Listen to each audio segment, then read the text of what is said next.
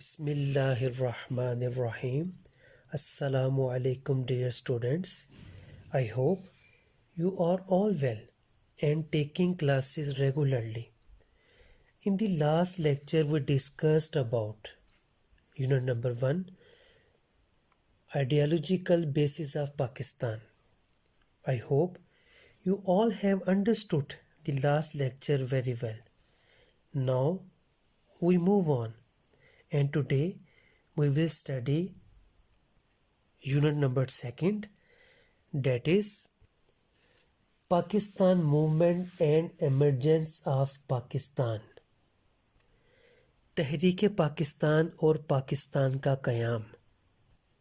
Students, according to the smart syllabus, in this chapter we will discuss about background of Pakistan movement, Ali Garh movement and Sir Syed Ahmad Khan, partition of Bengal 1905, establishment of Muslim League 1906, Lucknow Pact, Khilafat movement, Hijrat movement, Nehru report, 14th points of the Quaid-e-Azam 1929, Allama Iqbal's Allahabad address, Lahore resolution 1940, 3rd June plan, Radcliffe award, role of Quaid-e-Azam after the making of Pakistan, early problems, Quaid-e-Azam's role and achievements as first Governor General, objective resolution, Ayub Khan era 1958 to 1969, Constitution of 1962, Pakistan and India War 1965, and the last topic is separation of East Pakistan and emergence of Bangladesh. Students, according to smart syllabus, you have to make long, short questions and MCQs from this chapter. First, you have to read thoroughly this chapter so that you may clear each and everything of this chapter. This method must help you to learn these questions by heart. کیونکہ board میں ان topics میں سے کوئی بھی short questions MCQs کہیں سے بھی پوچھے جا سکتے ہیں، تو اس کے لیے ہمیں اس چیپٹر کو تھارولی ریڈ کرنا ہوگا. Students, now I will describe some topics shortly of this chapter. The first topic is Ali Garh movement and Sir Syed Ahmad Khan.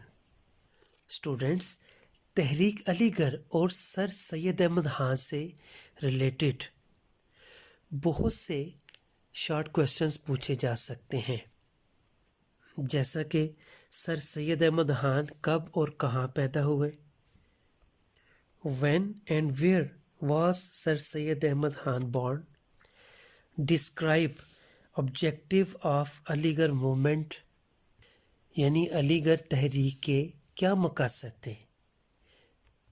مقاصد میں آپ لکھ سکتے ہیں to build confidence between the government and the Muslims, to keep the Muslims of the subcontinent away from politics. اور سر سید احمد خان یہ بھی چاہتے تھے کہ مسلمان بر صغیر کو جدید علوم اور انگریزی زبان سیکھنے کی طرف راغب کیا جائے.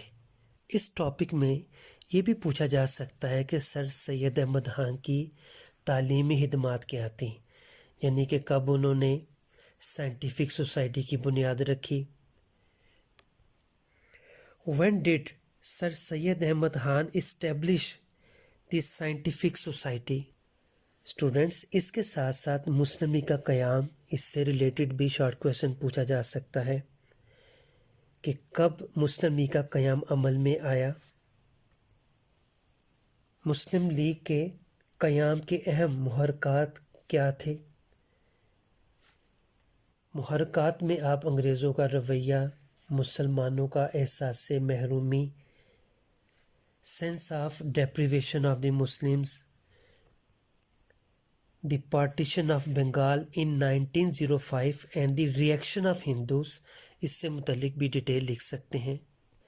اسٹوڈنٹ، یونٹ نمبر 2 میں قائد اعظم کے 14 نکات، 14 پوائنٹ آف قائد اعظم 1929، بہت ہی زیادہ امپورٹنٹ لانگ کویشچن ہے۔ اس کے ساتھ ساتھ لاہور ریزولوشن 1940، قرارداد لاہور، اس سے متعلق کئی شارٹ کویشچنز پوچھے جا سکتے ہیں۔ ہو پریزنٹڈ لاہور ریزولوشن، قرارداد لاہور کس نے پیش کی؟ What do you meant by Lahore resolution, آپ قرارداد لاہور کے بارے میں کیا جانتے ہیں؟ ہو delivered the presidential address in Lahore resolution, قرارداد لاہور میں صدارتی تقریر کس نے کی؟ This resolution was presented on 23 March 1940 in the 27th annual session of Muslim League. The resolution was presented by Sher Bengal Maulvi Fazlul Haq.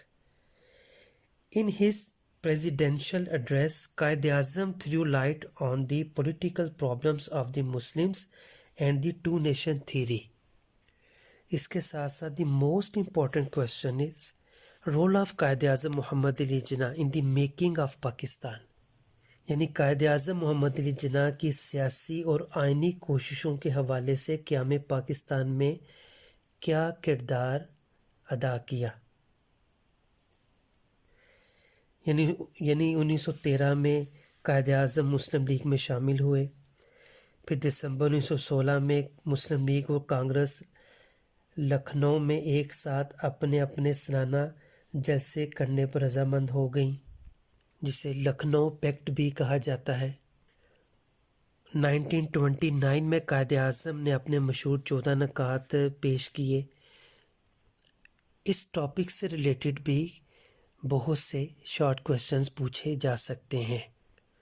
How did the Quaid Azam get the title of ambassador of peace? Narrate the standpoint of Quaid Azam on Rowlatt Act 1919۔ Students, unit number 2 میں constitution کے بارے میں بھی بتایا گیا ہے کہ کسی بھی ملک کو چلانے کے لیے اس کے کچھ رولز اینڈ ریگولیشنز ہوتے ہیں۔ اس چیپٹر میں 1962 کا کانسٹیٹیوشن بیان کیا گیا ہے۔ The Constitution of 1962 was in written form. It consisted of 250 articles and 5 schedules. The Constitution of 1962 was federal in nature. Pakistan کو اسلامی جمہوریہ قرار دیا گیا۔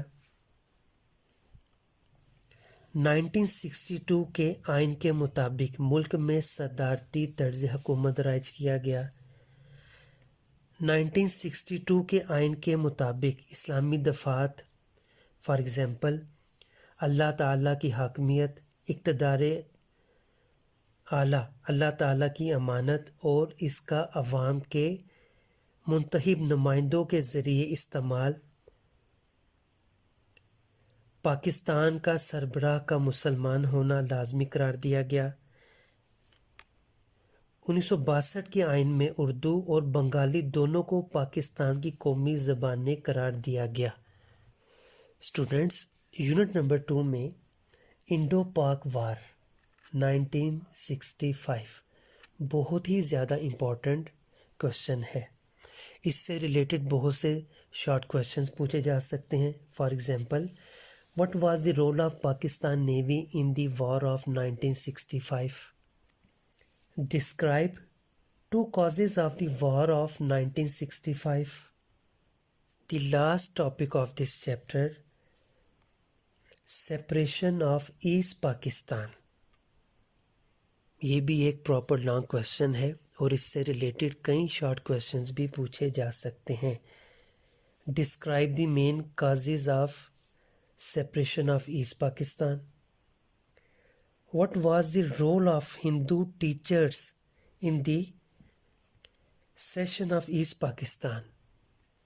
Students, MCQs کے لیے ضروری ہے کہ چیپٹر کو تھارولی ریڈ کیا جائے. جہاں پر بھی فیکٹس اینڈ فگرس کی بات کی جائے، کسی بھی پرسنالٹی کا تذکرہ کیا جائے، اس کو انڈر لائن کر لیا جائے.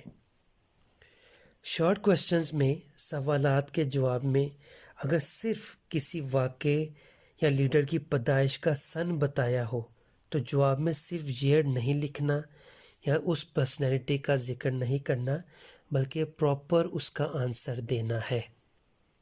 مثال کے طور پر کہ سر سید احمد خان کہاں پیدا ہوئے، تو بجائے یہ کہ ہم یہ لکھیں کہ دہلی میں، ہمیں پراپر اس کا آنسر دینا چاہیے کہ سر سید احمد خان 17 اکتوبر 1817 کو دہلی میں پیدا ہوئے. اور اسٹوڈنٹ آخر میں پیپر پریزنٹیشن کا خاص خیال رکھیں، بلو مارکر اور ہیڈنگز کا زیادہ استعمال کریں. جہاں پر بھی کوئی بات اہم ہو اسے ہائی لائٹ کر لیں. اسٹوڈنٹس، آج کے لیکچر میں ہم نے یونٹ نمبر 2 کو ڈسکس کیا، جس میں ہم نے تحریک علی گڑھ اور سر سید احمد خان کی تعلیمی خدمات کو ڈسکس کیا. مسلم لیگ کا قیام کب ہوا، انڈو پاک وار کب ہوئی، اس کے مین ایونٹس کیا تھے، کانسٹیٹیوشن سے متعلق میں نے بتایا، قرارداد Lahore, separation of East Pakistan. I hope you must have understood today's lecture very well. Jazakallah. Assalamu alaikum rahmatullah.